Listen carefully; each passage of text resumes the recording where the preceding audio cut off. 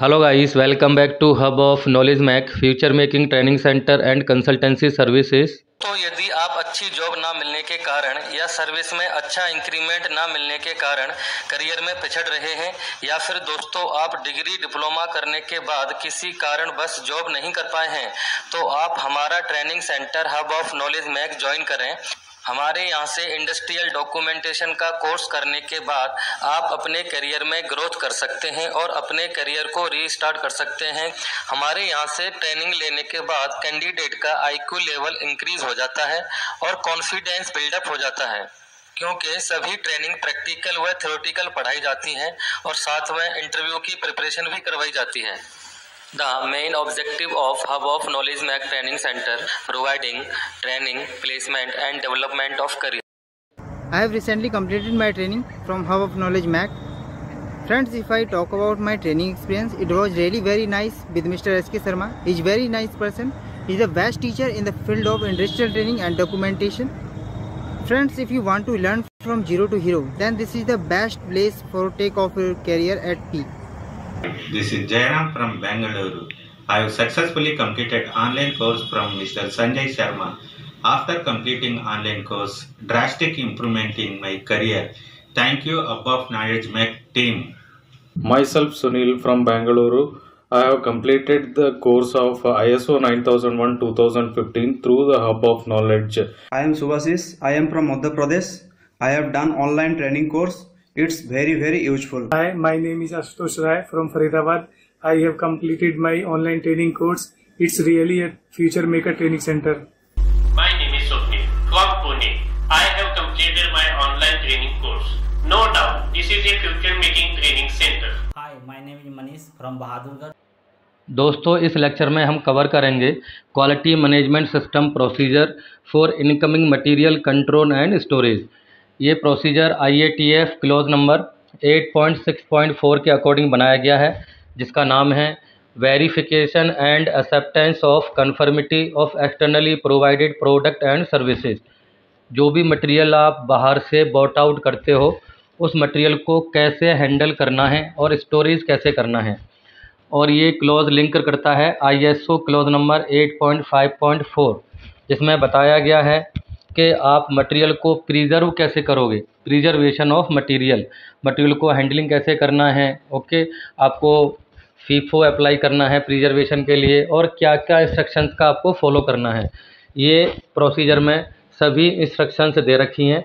Material को purchase करते समय, परचेज़ करने के बाद जब हम रिसीव करेंगे तो कैसे कैसे उसे रिसीव करना है और आगे कैसे प्रोसीड करना है। तो इसे हम सबसे पहले डॉक्यूमेंट नंबर देंगे। डॉक्यूमेंट नंबर यहाँ दे रखा है HOK, ST for store, PR for procedure and 0 to the number, code number, revision number 0 and date 24/8/2024, page number 1 of 2। तो सबसे पहले जब भी हम कोई प्रोसीजर लिखते हैं तो हमें सबसे पहले पर्पस लिखना पड़ता है कि हम ये प्रोसीजर किस लिए बना रहे हैं।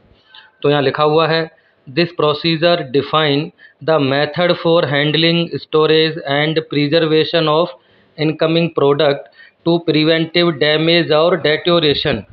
तो दोस्तों, ये प्रोसीजर एप्लीकेबल है मटेरियल को, जो इनकमिंग मटेरियल है उसे कैसे हैंडल करना है ताकि हम उसको प्रिवेंट कर सकें डैमेज होने से और डेटोरेट होने से। इसका स्कोप क्या है? Applicable to the all incoming raw material component storages and transfer to concerned shop for production. This procedure also include control of material returned from production shop floor and send for job work. तो scope का मतलब यह है, application कहाँ कहाँ पे है इस प्रोसीजर का। तो जब भी कोई आप रॉ मटेरियल करोगे, परचेज़ करोगे, या कोई चाइल्ड पार्ट कंपोनेंट आपको परचेज़ करना है, जॉब वर्क करना है, और मटेरियल रिसीव होने के बाद स्टोरेज हो जाता है कंपनी में, फिर किसी कंपनी से स्टोरेज में से यानी स्टोर में से मटेरियल इशू होता है। तो इशू करना मटेरियल को अलग अलग शॉप फ्लोर में प्रोडक्शन के लिए, अगर उस शॉप फ्लोर में कोई इशू आता है मटेरियल में तो उसे किस तरीके से रिटर्न लिया जाता है, ये सारी एक्टिविटी इसके अंदर कवर रहेंगी। प्रोसेस ओनर कौन रहेगा? Store incharge and head QA। यहाँ पे परचेज भी आ सकता है।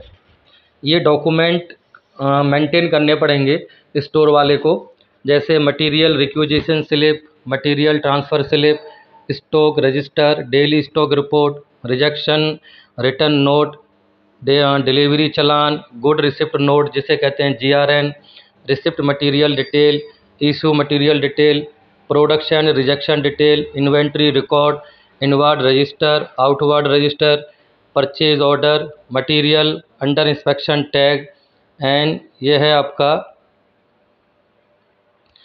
Hold tag. Okay, then material identification, okay tag, rejection tag, rejection report, FIFO sheet, ये सभी डॉक्यूमेंट परचेज वाले को मेंटेन करने पड़ेंगे as a record.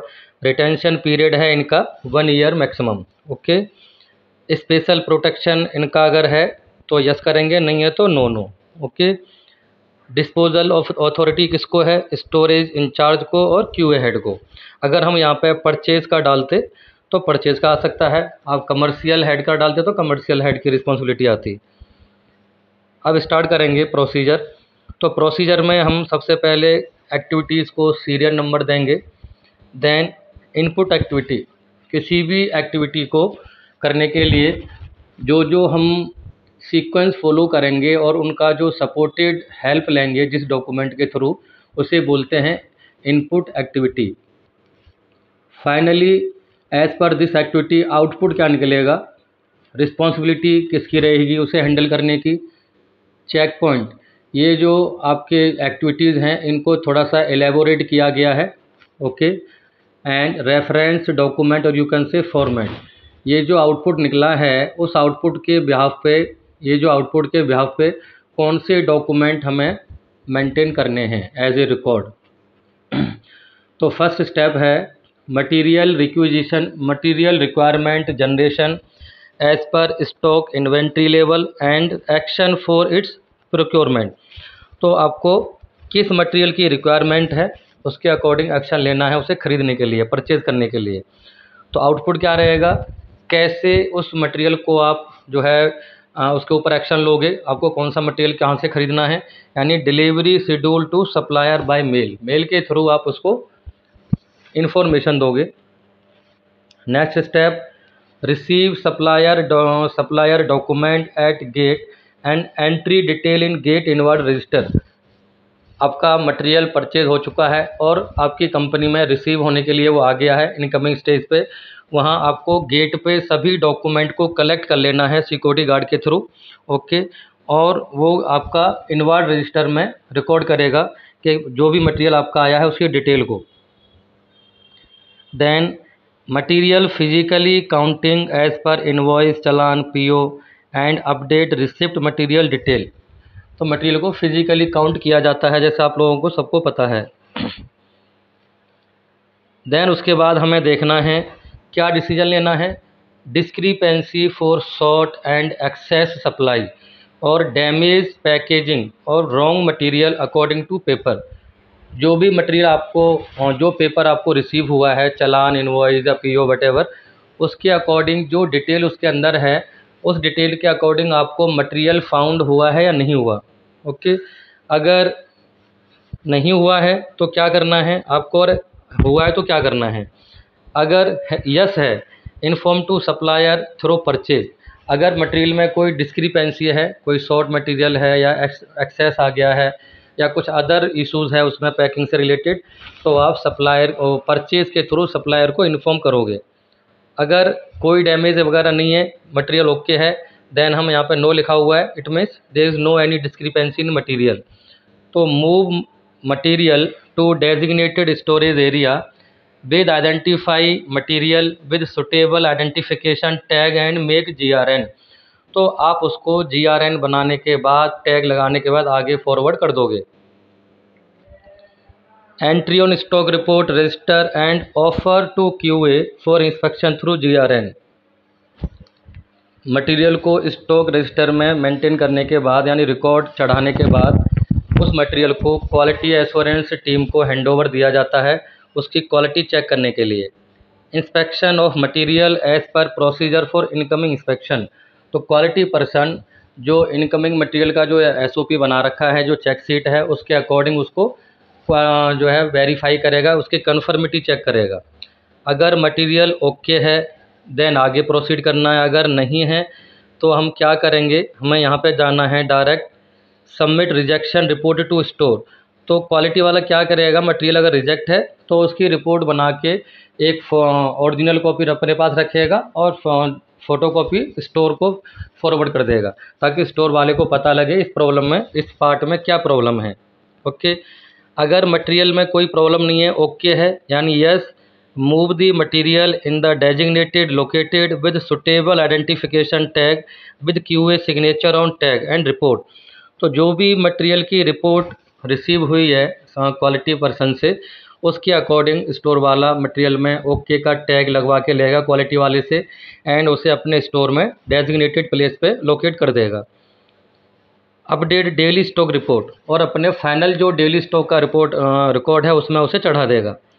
Match the physical stock with system and update it in system with stock variance report by every year. तो store जो in charge है वो एवरी ईयर अपने रिकॉर्ड का, जो सिस्टम में रिकॉर्ड मेंटेन करता है, फिजिकल स्टॉक मेंटेन करता है, उसे वेरीफाई करेगा as a inventory level checking once in the year. तो यानी फाइनेंशियल ईयर हमारा मार्च में ख़त्म होता है, तो मार्च के एंड तक उसे ये काम कर लेना है, ताकि उसे गैप पता चल जाए फिजिकल स्टॉक कितना आपके पास होना चाहिए और कितना अवेलेबल है। अगर मटेरियल ख़राब निकलता है कस्टमर एंड क्वालिटी वाले से, तो हमने क्या बोला था, submit rejection report to store. अब आगे क्या करना है, verify quantity and put rejection in the identified area along with the rejection tag. Store वाला क्या करेगा, क्वालिटी वाले से रिजेक्शन का टैग लगवा करके जहां उसका क्वारंटीन एरिया या होल्ड एरिया वहां पे उसको रख देगा। Make rejection note and get purchase executive signature, तो वो रिजेक्शन नोट जनरेट करेगा, परचेज वाले से सिग्नेचर करवा लेगा। And send one signed rejection note to dispatch and retain another for filing. तो जो कार्बन कॉपी है वो आगे प्रोसीड कर देगा डिस्पैच पर्सन को, और एक ओरिजिनल कॉपी को अपने पास फाइल में लगा के रख लेगा।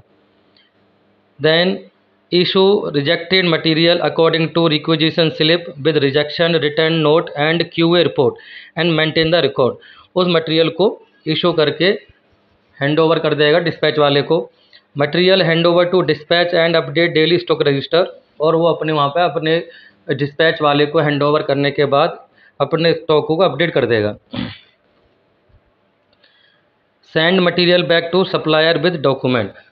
डिस्पैच पर्सन अपने रिकॉर्ड में पहले उस मटेरियल को चढ़ाएगा, देन उसे वो सप्लायर को RTB कर देगा, जिसे कहते हैं रिटर्न टू वेंडर या material send back to supplier. आगे जो हम करेंगे मटेरियल मूवमेंट फॉर प्रोडक्शन, कि आगे फर्दर स्टोर में से मटेरियल प्रोडक्शन के लिए कैसे जाता है, इसे मैं नेक्स्ट प्रोसीजर में कवर करूँगा। अभी हम सिर्फ स्टोरेज एंड परचेज से रिलेटेड ही हम बात कर रहे हैं। तो आउटपुट क्या क्या रहेगा, फर्स्ट एक्टिविटी के according delivery schedule to mail supplier by. तो हम क्या, उसने बोला हुआ है कि सप्लायर को डिलीवरी शेड्यूल कैसे दोगे आप, मेल के थ्रू। मटेरियल का डिस्क्रिप्शन उसके अंदर रहेगा। Okay, receipt material detail, material की क्या, जो भी मटेरियल आया है उसकी डिटेल आपको मिल जाएगी as a output. Information to purchase, आपको परचेज को इन्फॉर्म करना है रिजेक्शन के थ्रू। ओके, एंड सप्लायर को भी इन्फॉर्म करना है बाय मेल। GRN आपका यहाँ पर फाइनल हो जाएगा। डेली स्टॉक रिकॉर्ड आपका अपडेट हो जाएगा, स्टोर पर्सन करेगा। And expected material with appropriate identification, तो यहाँ वो क्वालिटी वाला चेक करेगा। ओके, और आइडेंटिफिकेशन टैग लगा के देगा। Rejection information on product identification tag, अगर मटेरियल रिजेक्ट है तो टैग लगा के देगा। Information on product with suitable identification tag, आपको इन्फॉर्म करना है किसको, परचेज स्टोर वाले को, विद टैग के साथ में कि ओके है मटेरियल, क्या रिजेक्ट है। कौन करेगा, क्वालिटी वाला। डेली स्टॉक को मेंटेन करेगा स्टोर वाला। स्टॉक वेरिएंस चेक करेगा एवरी ईयर। रिजेक्शन रिपोर्ट भी मेंटेन करेगा स्टोर वाला भी और क्वालिटी वाला। Material identification with rejection tag, जो भी मटेरियल स्टोर में रखा हुआ है वो रिजेक्शन टैग के साथ में रखा जाएगा। साइंड रिजेक्शन नोट, परचेज वाले से क्वालिटी वाले से सिग्नेचर करवाना है, ये रिस्पॉन्सिबिलिटी रहेगी स्टोर वाले की। Material requisition slip update rejection register, तो मटेरियल को वो और रिलीज़ करेगा किसके लिए, डिस्पैच के लिए, अगर मटेरियल आपका ख़राब है तो। अगर ओके है तो उसको फाइनल रिपोर्ट में चढ़ा करके अपना स्टॉक में उसे अपडेट कर देगा और जहाँ कहीं भी उसे रखना है मटेरियल को रख देगा। डेली स्टॉक रजिस्टर को मेंटेन करेगा, रिजेक्शन रिपोर्ट प्रिपेयर हो जाएगी इधर। ओके, देन है कौन कौन रिस्पॉन्सिबिलिटी रहेगा, स्टोर इंचार्ज और कमर्शियल हेड। यहाँ पे क्वालिटी हेड भी ले सकते हो। और गेट सिक्योरिटी गार्ड, मटेरियल जब भी आएगा तो सबसे पहले सिक्योरिटी गार्ड ही उसका सब चेक करेगा ना, तो उसके बाद स्टोर वाले का काम स्टार्ट हो जाता है। देन चेक पॉइंट क्या है, verify the invoice quantity as per purchase order and date on the document received with the material. ये डिटेल मैंने यहाँ पे दे रखी है, क्या उसे क्या क्या एक्टिविटी को फॉलो करना है मटेरियल जब आपका गेट पे आएगा तो रिसीव होने के लिए। तो क्या क्या आपको ये जब चेक करोगे, ये सारी चीज़ें क्वांटिटी फिजिकली चेक करोगे तो किसके अकॉर्डिंग करोगे, as per invoice PO. Okay, जितना भी उसके अंदर पीओ के अंदर डिटेल है उसके अकॉर्डिंग आपको मटेरियल को चेक करना है। अबाउट डिस्क्रिपेंसीज, मटेरियल में क्या प्रॉब्लम है उसको हाईलाइट करना है। Mention quantity in GRN and maintain FIFO, material जब आपका ओके होकर के क्वालिटी वाला ओके कर देगा और स्टोर में आप जब इसको अपडेट करके कहीं पर लोकेट करोगे तो फीफो भी मेंटेन करना है, फर्स्ट इन फर्स्ट आउट। तो आपको इस तरीके से मटेरियल को प्लेस करना पड़ेगा, जो मटेरियल पहले आया है उसी को पहले देना है। ठीक है, फीफो के टाइम पे आपको उसका सेल्फ लाइफ भी चेक करना होता है कि इस प्रोडक्ट में कहीं सेल्फ लाइफ तो लिखी हुई नहीं है। तो सेल्फ लाइफ आइटम जो होती है उनके लिए हम लीफो मेंटेन करते हैं। ओके, और स्पेशल कुछ इंस्ट्रक्शंस होती हैं उन्हें फॉलो किया जाता है। मेंटेन आइडेंटिफिकेशन टैग, बिन और बॉक्स आपको टैग के साथ में रखना है सारा कुछ material. Maintain FIFO and FIFO work instruction, WY होनी चाहिए फीफो की वहाँ। Signature from the purchase along with price confirmation on the rejection note. तो ये सारी चीज़ें आपके पास क्वालिटी वाले से सिग्नेचर लेना है। ओके, देन ये डॉक्यूमेंट हैं, जो डॉक्यूमेंट मैंने आपको बताए थे फर्स्ट टाइम पे, ये यहाँ पे जो फर्स्ट पेज पे हमने लिखे हुए हैं कि क्या क्या डॉक्यूमेंट स्टोर वाले को मेंटेन करना है, तो वो यहाँ लिखा हुआ है।